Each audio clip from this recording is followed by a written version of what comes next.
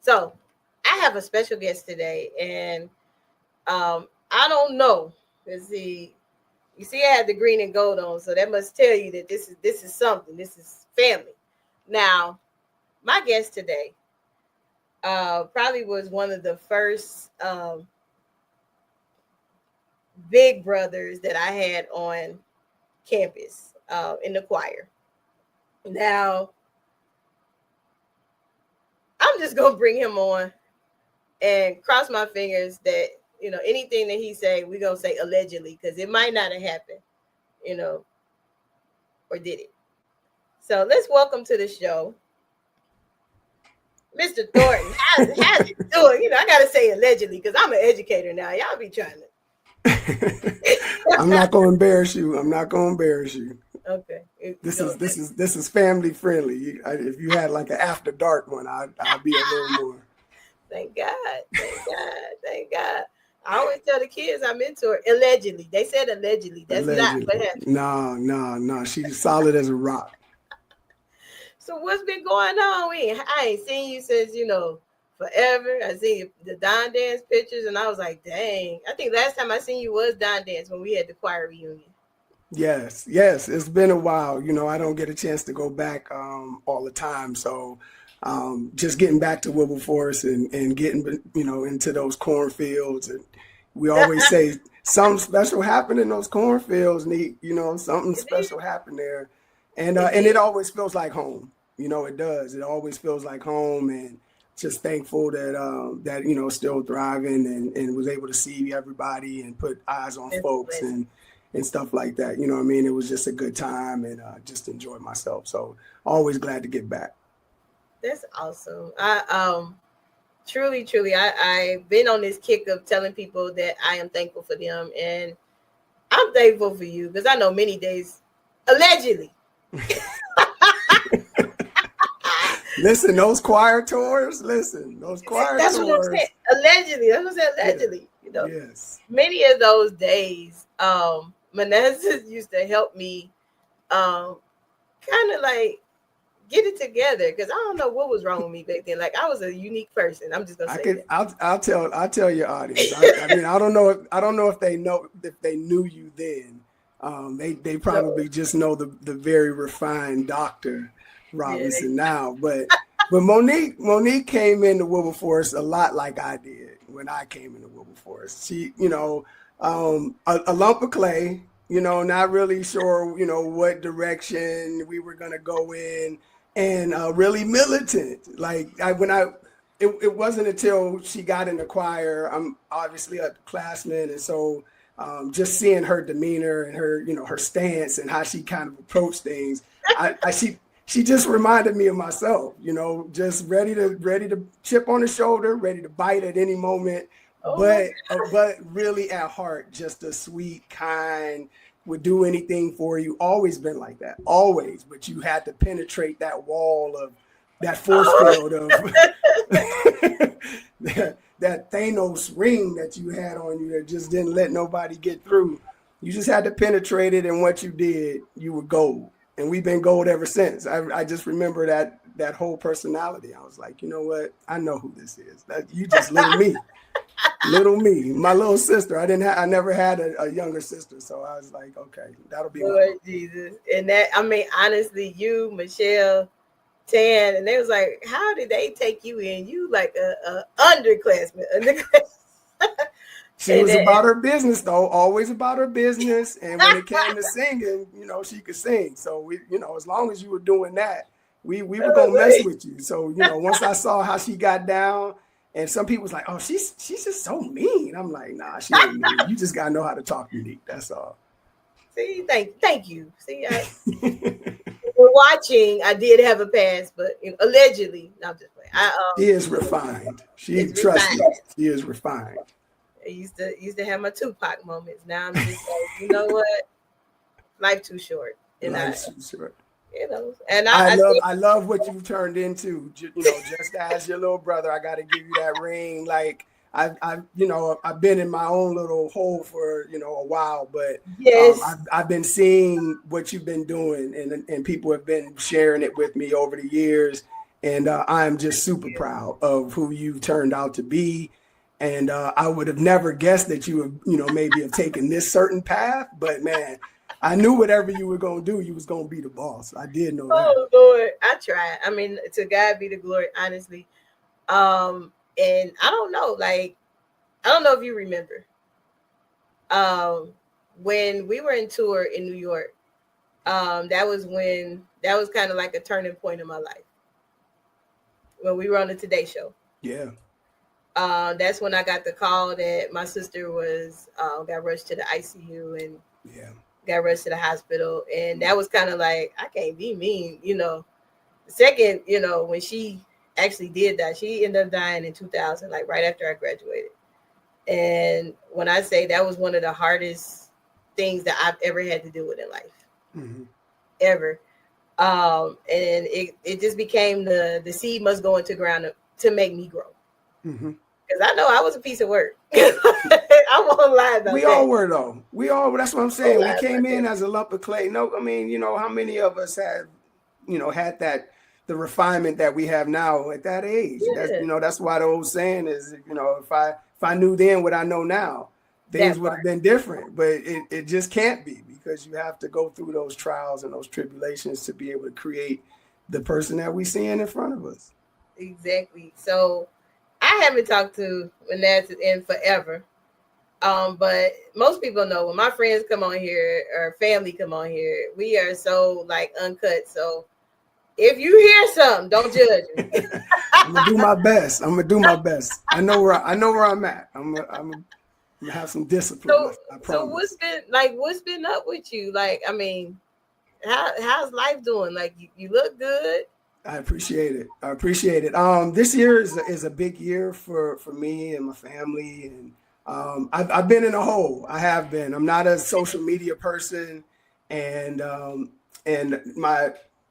my oldest son will be 14 in August. Wow. And when he was born, we decided that I would be a stay-at-home dad. So that's what I've been doing for the last 14 years. That's is so cool. Taking care of my two boys.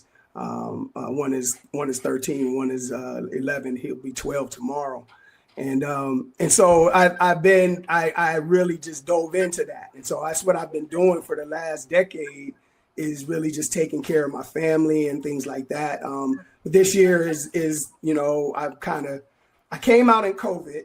I'm not a social media person, so I don't do Facebook or any of that stuff, right? And then COVID hit, and people were ringing me in about the IG DJ sets and stuff. So I was like, oh man, that sounds dope. Let me jump onto that. So I got an IG page and did that. And then some of the bros, from Wilberforce, from Z Chapter, we created a podcast during the COVID called Pharaoh's Club Podcast, PCP. So we were doing that for a year and a half. Just shout out to the men of Alpha Phi Alpha Fraternity Incorporated.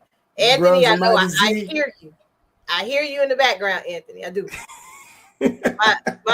my close friend, mentor, he is an Alpha. He's probably screaming right now. So yeah, we did the podcast, and that was my first kind of foray into social media. And then once COVID was over, we kind of stopped recording. Everybody kind of went back to life and things like that. And I went back into my hole and kind of wasn't on any radar. But the stay-at-home dad portion of my life that kind of took me away from being in the forefront of life really is the reason why I started penning this book that will be out this year. Wait a minute, now rewind. You said penning a book. Yeah. I actually was talking to somebody that you had on before, one of the people you had on before. His name was Keon, one of our bros from Wilberforce, and he was speaking to me one time, telling them that I was, having these thoughts and these ideas in my head about what to do with myself, because I kind of lost myself through, being a stay-at-home dad. And he said, I have, you need to talk to Penda. I'm like, Penda Horton from Wilberforce? he was like, yeah, she's not Horton anymore. She got married, but man, Penda helped me write a book and got me to get these thoughts out, and you need to talk to her. And I was like, okay. So he gave me her information. I reached out to her, and it's been the beginning of what you will see this year that comes out. It's called Uncharted Territory: A Father's Journey. And it's about my journey as a stay-at-home dad and all of the things that it encompasses, the good, bad, and the ugly. And I just hope that it's something that can be a conversation piece for people who may think the way that I think, but might be embarrassed or afraid to kind of be as honest as I might be in this book. Wow. Well, that's cool. I like it.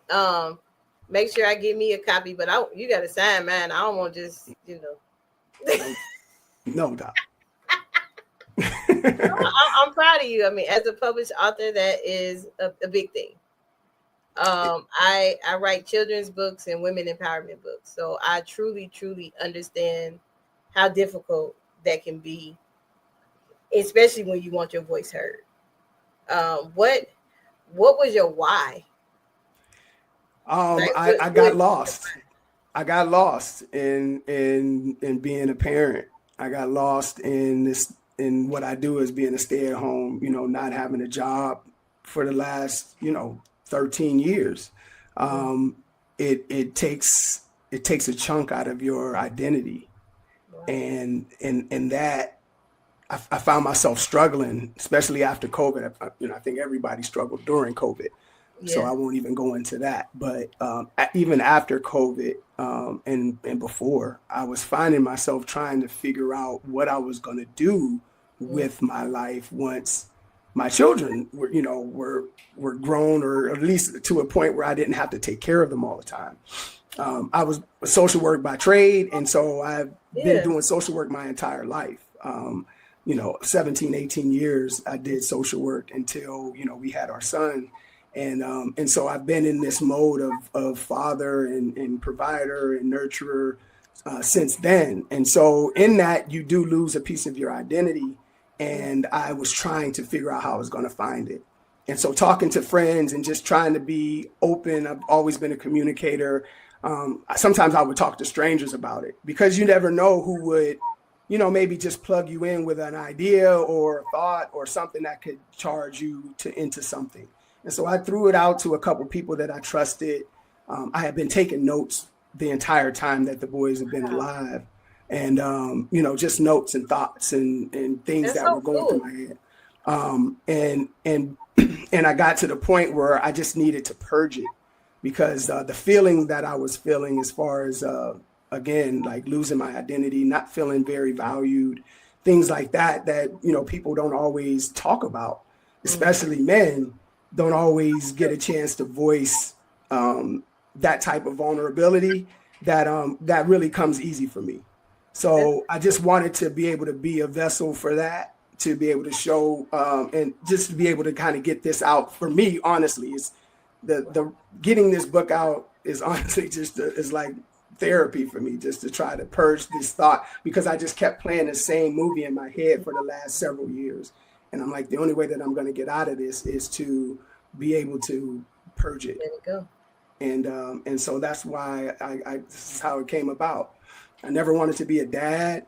And so the book is about this crossroads of reality that we all kind of come into, where, you may not have necessarily saw your life being like this, but how do you adjust? How do you pivot? How do you move, motivate yourself to kind of move through some of the hard times to get to the good times? Well, look at you. My big brother doing big things. Big thing. He ain't got deep on this. I'm not used to being like, I got to sit here and be. I didn't I know. Ain't nothing changed. I'm still, still silly, still laugh. For sure. But I'm proud of you. I think that vulnerability is really needed, especially in the male community. A lot of men, one of my dear friends, oldest brothers, he raised his kids. And I used to feel so bad for him all the time, because I used to be like, where are the father's rights? Where are the, Mm-hmm. And so to see that you are being transparent and vulnerable in telling this story, I know it's going to open doors and it's going to help other people. Because my mentor, he has a show, the HBCU Man Cave. I call it the He-Man Woman Haters Club, but it's actually a good show. Because I'm like, y'all never had no women on there. But they talk about male issues, male mental health, male, Yeah. and it's not no longer like the elephant in the room type of thing where, you're not going to name it, but you're going to give a side eye and talk about it. Right. And I feel that men of color, they need those spaces. Yeah. Yeah. I mean, I had a conversation with a friend of mine not too long ago that I just saw after I hadn't seen for a while. And, he had called me and told me that he was, had just kind of started working back out and stuff like that. And I was like, man, I'm glad you said that, because I was like, I actually was going to call you. And because when I saw him, I'm like, dude, this ain't you. Like, What's this going ain't, on here? yeah, this ain't you, man. Like this, this isn't you. This is, you have to find space, find time to take care of yourself. And especially us at this age, like I've had so much, people that will die around you, and friends and frat brothers and relatives. Yep. I'll be 50 this year. I was talking about, this year is really special for me. I'll turn 50 this year. And you old? No, I'm just playing. No. I'm not 50. I got a couple years. I'll be married 20 years in May. To my beautiful wife. And it's just, like we're at this point in our age and the point in the game where we really got to take care of ourselves and take care of the people around us, because you just don't know. You do. And you don't know who needs to hear their flowers or who needs to receive their flowers. Absolutely. I've always been like the strongest friend in my friend group. Mm-hmm. And my best friend, actually my best friend and my sister died, and then my best friend that from Wilberforce, when she passed, Charmaine, I know you're like, oh Lord, both y'all together. When she passed, that was just like, dang, life really is short. And that was another reason why I was like, look, I gotta change. I gotta do right. Yeah. Yeah. Because if your tree ain't bearing fruit, then that's facts. What are we doing? Nothing at all. So I'm gonna take a quick commercial. I got a surprise guest for you. Okay. Sorry, I know I can't hold water sometimes. That still is it. But when I got wind, I was like, my brother gonna be here today. I gotta make sure I got a special guest. So after this commercial, you're gonna see who my special guest is. Okay. Are you interested in attending an historically black college or university? Hello, my name is Robert and Gena. I'm president and founder of the Common Black College application. Our application allows students to apply to over 50 historically black colleges and universities at the same time for only $20. HBCU graduates have been some of the most renowned individuals in their respective fields since the late 1800s. In addition to that, our faculty and staff are truly committed to your success, and they have a vested interest in seeing that you do well. That, coupled with the academic rigor and the fact that you will establish lifelong relationships, are just some of the many benefits of your attending an historically black college or university. So if you're interested in completing the Common Black College app, visit our website at commonblackcollegeapp.com to apply now. Thank you, and get educated.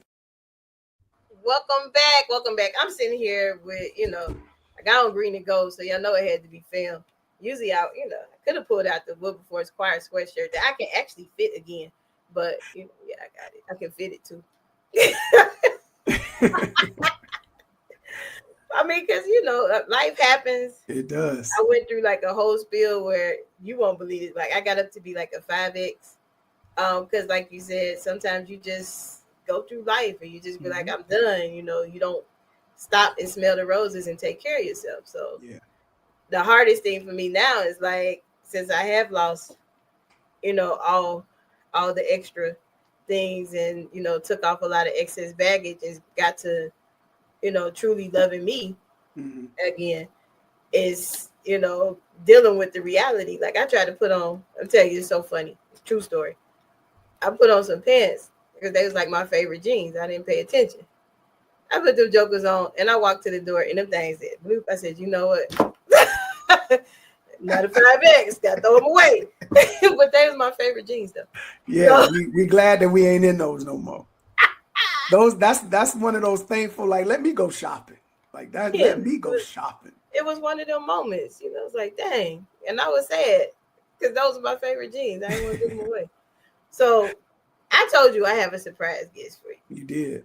Now, what you don't know about this surprise guest is she actually went to school with my sister. She went to school. Okay. She graduated with my sister.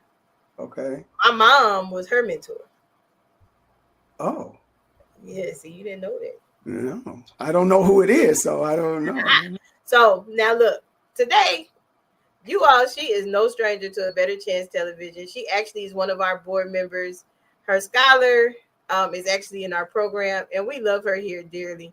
She is probably one of the nicest, but handle business type persons that I have ever met in life. Because she was like this, well, she's been like this since I've known her at Wilberforce. Like, when we were younger, my sister was older, so I didn't really hang with them because they didn't want to be, I wasn't cool enough in their eyes. So I guess I'm cool now. But let's welcome to the show, Miss Penda. Hey! She's doing bam today. What's up, Coach? I was backstage just cracking up. I actually took a lot of notes. Y'all had me going down memory lane. I'm older than both of y'all, so so I'm your big brother. She was my big sister when I first got to Wilberforce. No way. I don't know if I had some kind of work situation. I was working in the counseling center, or I was in the counseling center as a protege or something with Miss Ogilvy, right? Miss Ogletree. Ogletree. Rest in peace, Miss Ogletree. Yeah. And Penda was one of the first people that I met. And she was the sweetest panda bear that you ever wanted to meet. Always. I used to call her Panda initially. Like, I would be like, oh, she's like a little panda bear. You just want to hug her and like hold her. And she was like my big sister, and she just kind of like showed me the ropes, and she could tell you the same story about me that I told about you, like the chip on the shoulder, the like kind of militant attitude, ready for a confrontation with like a verbal confrontation. But if it needed to get physical, we could do that. Like, yeah, we were the same person, Monique. That's all I'm saying. That's hilarious. Similar. So look what Wilberforce did for us, though. I know. I was just backstage like, I am so indebted to Wilberforce, and I know that's not what we're talking about tonight, but when I listen to y'all and listen, I was in Alpha Omega. Was it Alpha Omega? I was in Alpha Omega, and I was in the gospel choir, so I wasn't in the university choir, but I sang. So I'm listening to y'all, and it's just so amazing. Next year, I'm gonna be out of school 30 years. Mm-hmm. Oh wow! Sorry. Yeah. Well, no, but look, I will be at graduation this year because my parents have been out of Wilberforce for 50 years. Nice. And for them, I was like, for y'all, I'll go to Wilberforce. My mom was like, you're not coming. So I would be at graduation. I think I'm gonna get them some shirts made, like, you know, they really graduating like in high school, like they did me. I'm gonna go all out, but I need something. So yeah, so no, it's good. So Miss Coach in the building. You got Manassas coming out the woodwork. I know, this is so amazing. Sometimes in my life, I'll be like, where is Manassah? Now, I saw him at Dawn Dance one year, and I literally almost jumped out of my skin, you know, because he's so special to me. So I'm cracking up the story you talking about. Penda Horton? Yes. I developed my love for helping people tell their stories at Wilberforce. And it's so interesting when you were talking about your book, Manassah, like it is an important book. I listen to a lot of podcasts, and I do a lot of reading, and there are a lot of men who are telling the story, but they don't tell it with the same grace that you do. So you're adding a voice into the earth that's missing. Yeah. So you said in the what'd you say, in the ground. I call it that you've been in the cave of a doula. So in that space, you've been healing, like your baby's about to be 14. And it's interesting. I've been a stay-at-home mom for the last 10 years. And my baby is about to graduate from high school and go to college. Yay. So I think about like the book that you are working on, it impacts me too, because I've been a stay-at-home mom. So now I'm trying to figure out what I'm gonna do with my life after the role of mom is no longer I'll still be important to her, but it won't be the number one priority, because everything that I've taught her, she now has to walk in. So you putting your voice in the earth and putting that stamp on this story. I know you always be like, I just want my book done. Sir, get ready for some podcasts and maybe Jamal Bryant's stage, or get ready for Toure Roberts and people who are going to be calling you as a expert because of your courage in telling their story. And you're going to bring some healing to people who haven't had the strength to have these conversations. They just kind of been like going with the flow, So yeah, no pressure. No, but honestly, Penda is really telling the truth, because never will I ever. You don't know the story behind this. Honestly, Manasseh, the reason why I have a talk show is because I called Fussing and my mentor because they wasn't doing nothing for kids here in Texas. And so he was like, who is this? And he happens to be, he's an alpha. I'll let you meet him one day. You're like, oh my God. And so I called Anthony Fussing about them not doing nothing, because at that time he was a UNCF alumni. He was over that part of UNCF. And I was like, so what y'all gonna do? Y'all gonna sit up? I was really like going in. And so just so happened he's an alpha. So he lived in Cleveland. So he reached out to Lester Holmes. And Lester was like, Monique good people, but she will get you told. I was like, and so he invited me on this show. Never would I ever thought, now what, 7 years ago? Yeah, it's been about 7 years later. Yeah. That I would have my own show, write books and stuff. So your gift about to make big room for you. Like, I would not have known that you had that much going on. I just thought, well, dang, he mean. Because last time we talked, you gave us the Russell Simmons. He gave us the Russell Simmons. I believe it. Thank you, God bless them. I hope y'all okay. It was click. I was like, what I do? To shine today. Like I would, you just, like I said, you when you're trying to find your voice again, there's these moments where there's some insecurity and there's some pause. Like I feel like I've been away for so long from real reality, because I was in the trenches. I worked in adoption. I worked in foster care. I worked in the prison system. Like I've done it all. Like group homes, the whole nine. And so my ear has been to the street for, 20 years. And so, now I've been kind of like in this bubble where I've just been taking care of my immediate community and my immediate, family. When you try to come out of that hole, the lights are just bright and it just feels a little off until you can kind of adjust. So that's I'm keeping my head up. That you're the first person that I've, since the podcast ended in 2000 and whatever COVID was over, you're the first person I've ever even done anything with. I've not even posted anything on social media. I don't really do that kind of thing. So well, don't be mad at me, because you better be Penda's been like, look, listen, little bruh, you gonna have to get your act together because it's coming. And I'm like, all right. I think the interesting thing. Oh, go ahead, Mom. No, I'm just saying she's telling the truth, because one thing that I lack in my my nonprofit is we don't have enough male mentors that can tell them things that, like, sometimes my male students come to me and I'm like, look, give me about 10 days. I got to find somebody that I trust. Find somebody I trust to come talk to you, because I don't want to lead you the wrong way. I can't tell you how to be a man because I'm not one. Yeah. So I love it. Like, I will support anything you need, in this project, just like I support anything Penda does. Like, And I was just gonna say, like, I'm really shy. It takes a long time for me to warm up. So when I go live and do things like that, I do it on the cuff, no rehearsal, like, because I will talk myself out of it.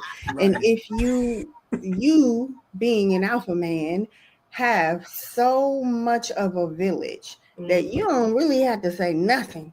Everybody who loves you is going to run with this ball until you get the touchdown, and you're just going to be the face of this whole movement, and everybody around you is going to be cheering for you. That's how you got to move. Because as introverts, I'm like, when I'm done, don't talk to me for 25 minutes. Like, everything is gone. So it takes a lot out of you, for sure. It takes, to try to bear yourself. It takes a lot out of you, but it's good work. And I know that there's voices. I know that the perspective, my mother always said to me that there's just something, the way that your perch, your POV is just a little different than a lot of other people's. And that's what sets you apart. She would always say that to me. And she's like, you have something to say. I'm like, Mom, everybody got something to say. There's people talking everywhere. She was like, yeah, but just something about you. I was like, you my mama. You're supposed to do that. You're supposed to believe that, right? Right. She's always said that, though, my entire life. She's always said that. So I told her, I said, Mom, I finally wrote a book. So what did she say? She can't wait. She's proud. She can't wait. So I'm like, it's funny, it's thought-provoking, it tugs on your emotions. Like, there's so many parts that will just make you laugh out loud. Like, can I tell the story about when you went to your job? He was like, all right, Mr. Khaki Pants. Like, see, I got to give me a copy. If you get, when I get my copy, it better be signed, but I'm making demands. I promise you. And then you got to come back. And then you got to come back and do like a absolutely. Oh yeah, absolutely. I absolutely want to come back and after you have read it and talk about it, I want you to drill me, ask me whatever questions. I'm ready for that. Go ahead, don't threaten me with a good time, because I'll do it for real. I mean, because I think I've gotten to a point, like, even with my own writing, is that I'm like, I'm not ready to tell my whole story yet. Because I just feel like it's so much that I don't want to say I try to keep people from, but and there's also the what I call the ripple effect. Like, you got to be careful when you depending on what stories you're telling, that part, where people, are implicated in those stories, and things could get a little dicey, but because that's true. There's things that there was things that I had to delete out of the book because I wasn't certain if I wanted to go down that road quite yet. That's my fear. That's why I write children's books. I'm like, woo, I don't think I want you to know. Let's keep it light. Let's keep it light. And that's easy. It's cheating. There's an audience, ma'am. Let me just say this. You speaking at that educational board meeting, and I didn't tell y'all who I was, but I am Dr. Monique Robinson. Drop the mic and walk away. Like, there's an audience of people that needs to know Dr. Monique Robinson and how she got there, and they ain't gonna get it from them children's books. Yeah, and she's right, because it's the people, the kids that you're trying to reach need to hear the whole story. Because they're you. You're gonna unlock it for them, and they are you. So, like, for you to, and you've told certain kids the story. Yep. You gotta right? be, you gotta and that's be why they elite. won't leave your side. You can't get rid of them. You know, told Right. these kids your story. They know that you just like them, and they trying to hold on to the hem of the garment. And so, like, yeah, your story is definitely. But I get it. I do get it though. I'm saying that with a caveat. I get it because depending on.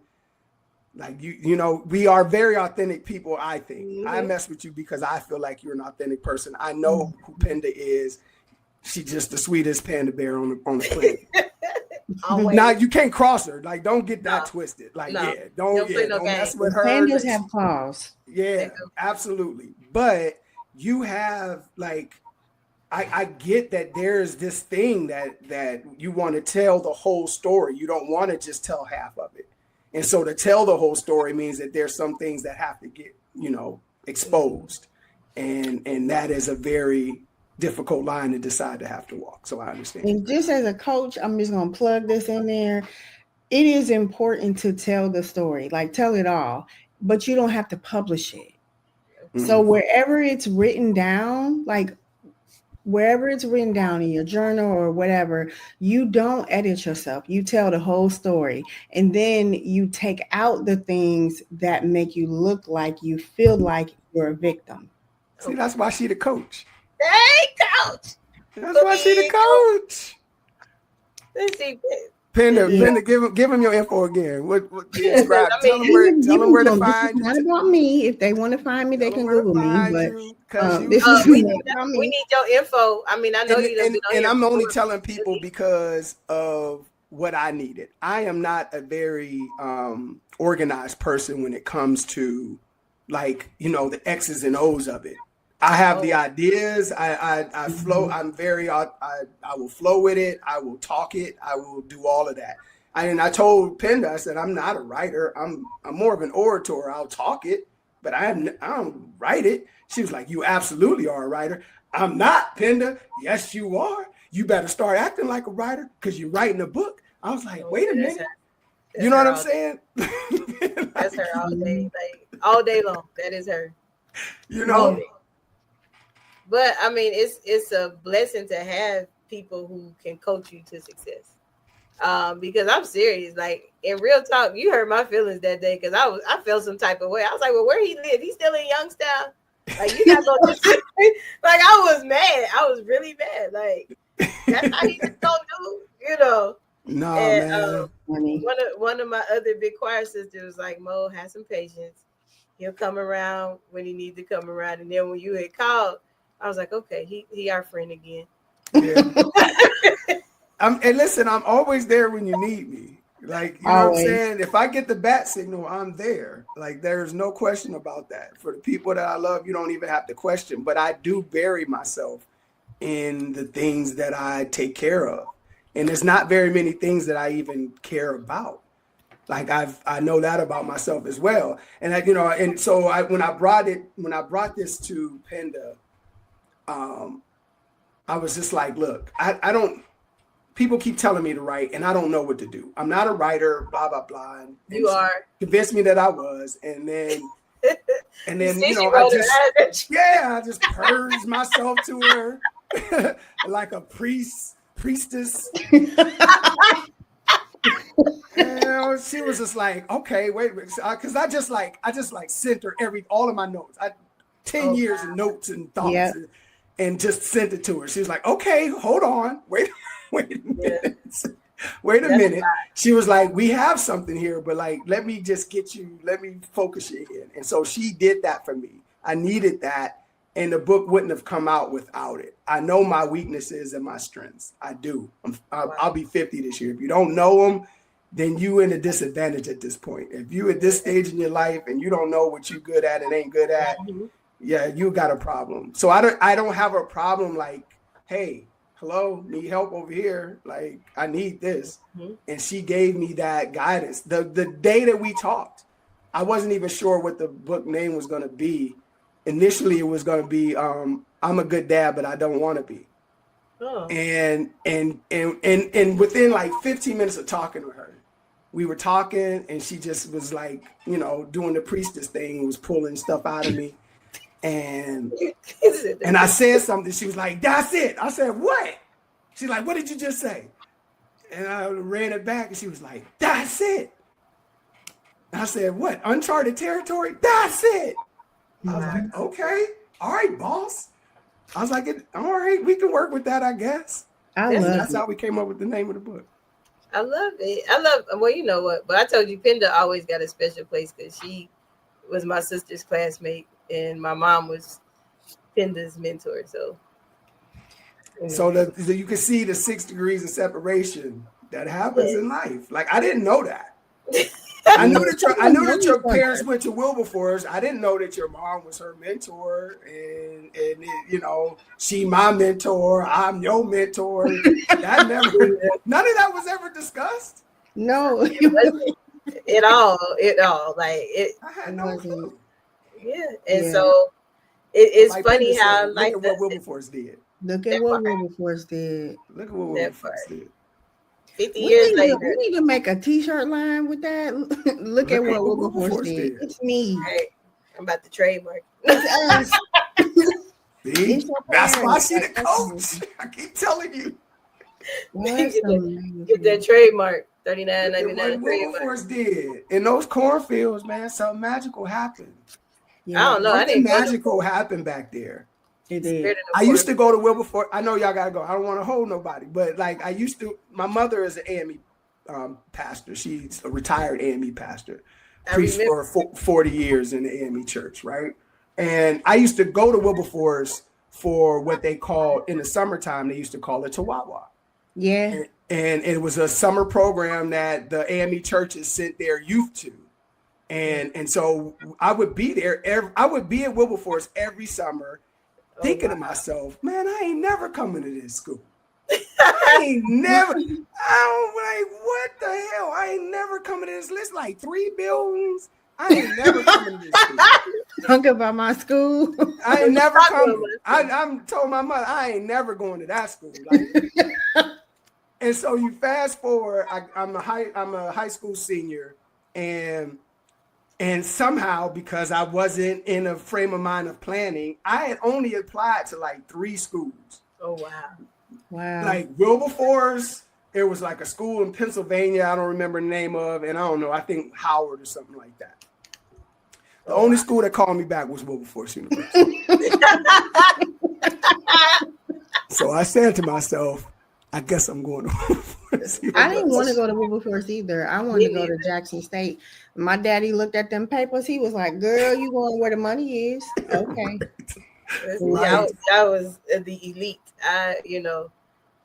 Elizabeth City State broke my heart when they see my GPA, and that's how I ended up with Wilberforce. But you legacy though, so I mean, it was like, yeah, you had something there. I had nothing. Yeah. I Wilberforce sight unseen, and I lived down the street in Dayton. Like grad night, I drove from Kings Island. I was like, let me go drive by my school I'm about to go to. Like, that was it. Never been on campus, nothing. Like, I didn't want to go there, but it was. But it provided me with everything that I needed.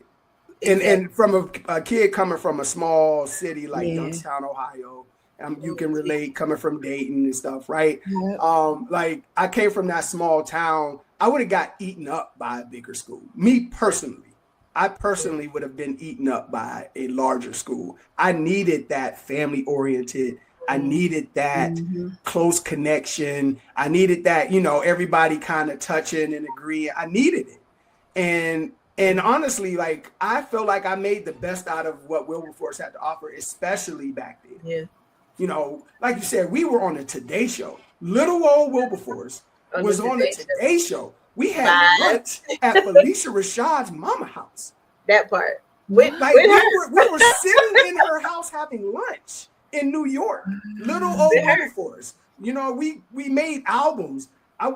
I studied abroad in England for 3-4 months because we had a study abroad program. Wilberforce, I feel like Wilberforce gave me everything I needed. We went to Egypt twice. He went to Egypt, right. Like I went to Egypt and, where we sang for the ambassador of Egypt. Like Wilberforce really provided us with a sound foundation to be able to do whatever you need to do once you leave. Yeah, if you take advantage of the opportunity. If you take advantage of it. And I will never forget Mr. Williams. As much as Pender, you don't know this. R.I.P. me and James Arthur Williams, rest his soul. Go at it. Did not get along. Did you? Until my last year in the choir. And he told me I was the most improved because I finally learned to keep my mouth closed. Just shut up. Oh my God. You used to be so belligerent. It would be so funny because, again, I was like that when I was there. It was so funny to watch. But you're not going to get me told. You're not going to get me told. You're not going to talk to me like this. You're not going to talk to me. But I use some of that in things that I'm in today, and dealing with the kids and dealing with some of the even grown folks. And I was like, yeah, Mr. Williams said, just sit back and just watch the room. Smartest person in the room don't have to be seen or talk, Yeah. And I was like, you know what I also, just to piggyback off of that the thing that I remember about him, I don't know if you remember this, but there was a time we went to a church and we had to sing, and they weren't ready for us. Like they weren't prepared. This ain't no cookie and punch pie. Yeah, man. Like his you can say what you want about the guy, but his stance on being treated with value resonated with me so much. Like him looking at people and like, nah, we're not about to do that. Because we are the Wilberforce University choir. You will not treat us like second class. Like he was it would say it. Oh yeah, I don't care if we was at the Marriott Hotel. I don't care if we was at the biggest church in Philadelphia. I don't care where we were at. You were going to treat us with respect, and you were going to make sure that we had exactly what everybody else gets when they walk through here. That's what I took with it. I took that everywhere I went. Everywhere I go. He was serious. I know the last time we seen him was when we had the choir reunion. And even that day, I was like, Mr. Williams, thank you for helping me grow. Yeah. And he just looked at me. He was like, "Oh, Monique." I said, "Yeah." I said, "I know I gave you a lot, plenty days you wanted to send me back with an apple on the bus." For sure. But thank you for helping me grow. Him, Miss Oliver was another one. Yes. She was like, "You gonna be in the Miss Wilberforce pageant?" Yes, you are. Okay, yes, ma'am. Like, what do you say? You absolutely were. Well, yes, you were. I was. I was yes, in reality. Completely out of her comfort zone, right? Like, but she did that. Like, I didn't know that. You did a poem and everything, right? I did. Yeah. Really? I did. Yes. It's funny because Keon and I were in a play together. That's how we became really close. And then I started writing plays. Like all of that happened after that. Miss Oliver, she saw something in me and pushed me on the stage, literally. Wow. But you was writing plays at Wesley Center, so. I was, but I wasn't telling nobody. That's true. It's funny because I was just telling one of our students today. He was like, "Well, what school should I decide on, Miss Mo?" I was like, "Look, dude, find a school that you can find your tribe." Yeah. I was like, for me, I said I really wasn't trying to go to Wilberforce, but I had books or boots type parents, and I wasn't about to be in nobody's army because y'all already know that wouldn't last. Yeah. And so when I got to 1055 Bickett Road, I did everything under the sun for them to send me home because I didn't want to be there. And Jamie McCoy, she's still my best friend to this day. One of them. She took me to choir with her. And she was like, "Come on now, you be singing. You sing around, the neighborhood. You sing everywhere." And I really did not want to go. Like, I was like, I'm not singing because I was so hurt from the school to turn me down, but that was my fault. I didn't do what I was supposed to do in high school. Right. And when I got, the choir with her, and Mr. Williams had a good ear, I guess, and he heard me singing under my breath. And he was like, you stay after. Wow. That's how I got in the choir. Yeah. Because I wasn't on the road at all. She was very, very militant. She did not, she was very buck. She was buck. This is completely opposite of her parents. Like, she was buck. Like, and it's the only thing, like, it's the only reason I like noticed it, like, damn, why is she so aggressive? I'm like, wow, that reminds me of somebody. I mean, but Penn today was doing like crazy. Freshmen don't do that. I was like, I don't know who y'all talking to. My tuition is paid just like y'all. Like, I'm like, listen, come here, Monique. It's called rites of passage, my love. Yes. You gotta go through it.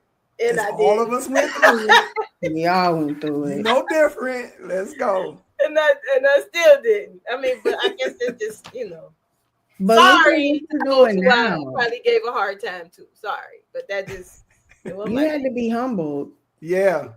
And I did, life situations and different journeys that I have been through have truly made things that way. I will always be grateful to my Wilberforce choir sisters and brothers. Mm-hmm. I think it was Manassah, Michelle, Tan, when I got the call about my sister, and they was just like, what is she crying for? What's wrong with her? We was in New York. We was on tour.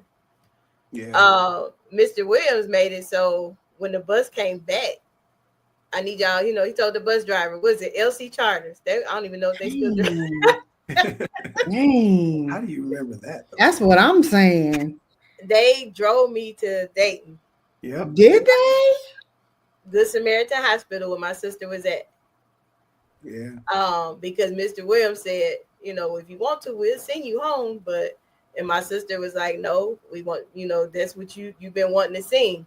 You somewhere where you get to do what you want to do. You stay there. I was like, as long as you're going to be there when I get there, because people really don't know. That's why I said, I'd be leery about telling my story. Because me and my sister didn't get along at all. We were complete opposites. Complete. I've always been large. She was skinny. She, complete down the middle. She was light. I was dark, like all the way. I was tall. She was like literally. Until her last breath is when I would start like, wait a minute, okay, God, I'm gonna be nice. I'm gonna change this around, but you gotta heal her. And it didn't end that way, When she died, I shut down. You talk about somebody shut down. People was like, "Where's Monique?" I shut down because I thought, me being young in spirituality was like, now look, man, God, you playing. You told me you was gonna heal her if I start acting right, start being nice to everybody. And you didn't, and it messed me up. Yeah. So that's why I'm like, shoot, Manassah, I can't wait to read this book because it's gonna help me because I'm not ready to be that where people can just know everything. Excerpts. Yeah. Everything. But you have been though. Still excerpts. You know what I mean? Like she said, it's still excerpts. Don't get it twisted. Y'all don't know power everything. Punches of excerpts. It's not like I walked down the street. No, it's like I walked down the street and fell in a hole. I ain't gonna tell you nothing else. Yeah. But it's the excerpts are what's important. And if you go back and listen to some of even the podcast that you were on with me, where we talked about it, you've already started writing your book. Like you already started. I don't know what you're talking about. Yeah. You got notes, just like Manassah had 10 years worth of notes.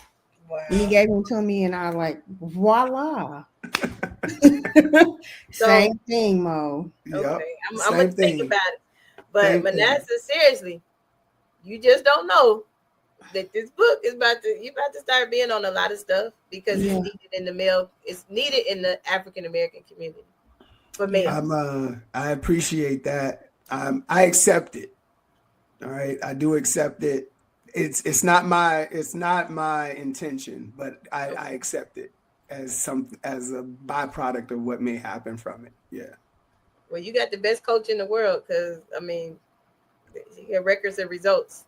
We're good. You know? I mean, it was a year. I think we started talking about a year ago, almost to date, and it's been a year in the making, just kind of putting it all together, and it's been therapeutic for me, for sure. And just talking about it, because I started writing it, I've already been having those conversations with people around me. So like, it's already kind of permeating through people that I know, because I've been talking about it for a while, and just my thoughts and how I feel about it, and parenting and fatherhood. And I have friends like, dude, like, like, man, like, I ain't never heard nobody say that before.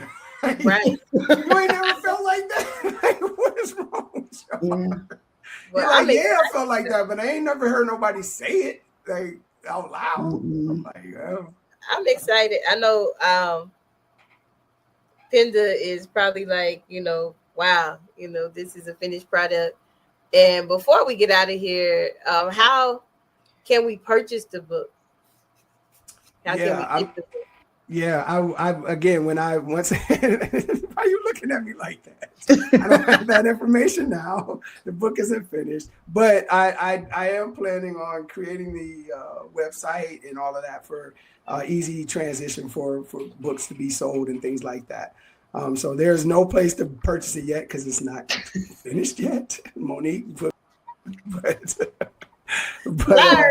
we are. I'm in the process of all of that. It is all in the process of being done. The book launch, we are gearing up for November. My birthday is November 7th.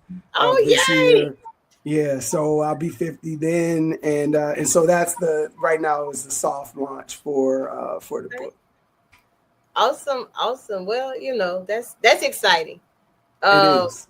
Because at least now you got us wanting to know. Like every year, my birthday and my sister's birthday, I always do something. So I get it. Like, I celebrate the whole month though, so I'm a little bit different than most people. I celebrate May 1st to the 31st. I celebrate my birthday. Hey man, you should. I mean, we all should be really celebrating life and taking care of each other and building each other up.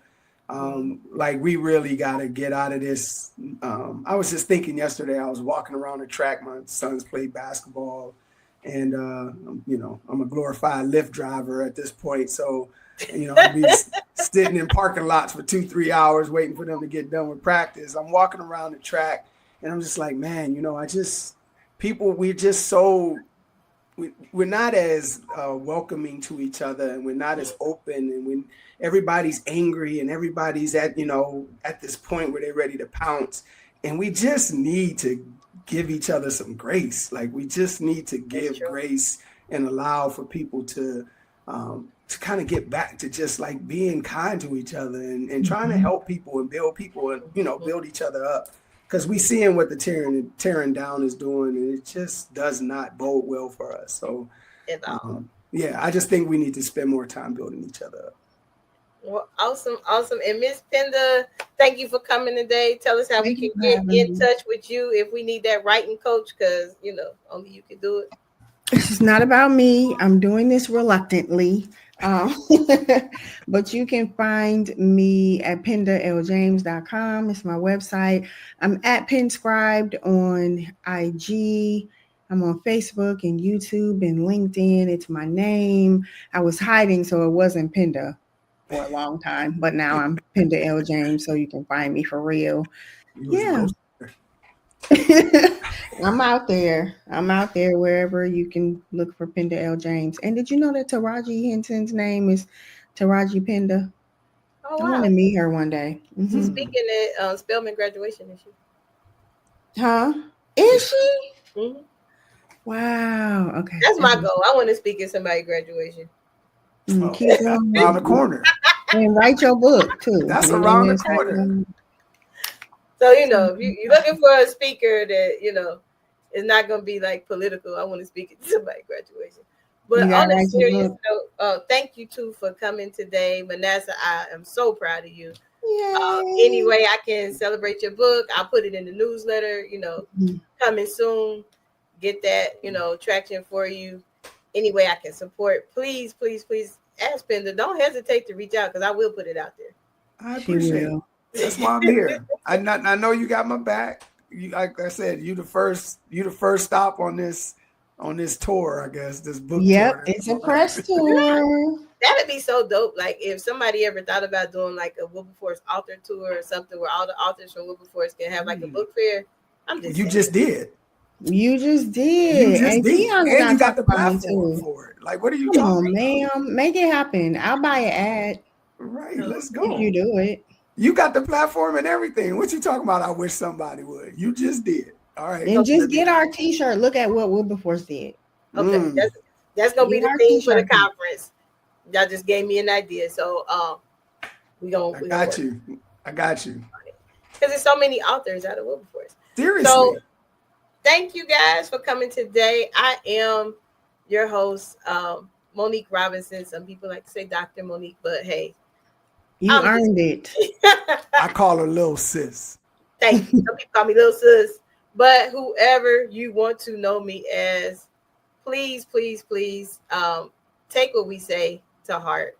Yeah. Y'all know when I have my friends on here, we sometimes go way longer than we're supposed to, but I am so proud of all my friends. And if you want to be highlighted, or you need some help from us, or you need a shout out or something, let us know. I'll put it in the newsletter, and I also put it on one of our platforms. Thank you for watching A Better Chance Television. This is your host, Dr. Mo, signing out with Miss Penda and my big brother, our Manasseh, that has came out of hiding. Came out of hiding. He ain't had no more. I know how to find him now. You got my number. That part. So it's been real. Thank you, sisters. Bye. Remember your strength so you can write it down. Yes, ma'am. Always coaching.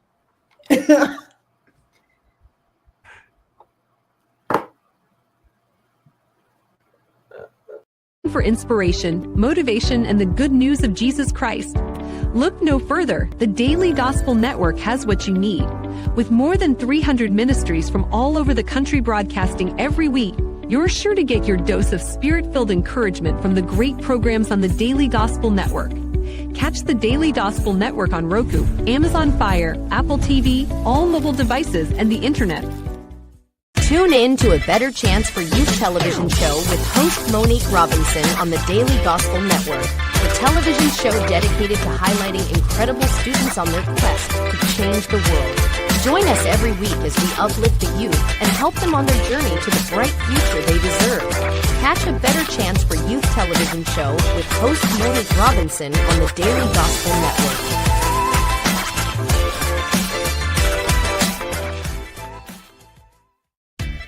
Thanks for watching A Better Chance for Youth television show with your host Monique Robinson, the television show where we highlight incredible students in their quest to change the world. Join us each and every week as we uplift our youth and help them on their journey to the bright future they deserve. So until next time, God bless, from your friends on A Better Chance for Youth television show with your host Monique Robinson.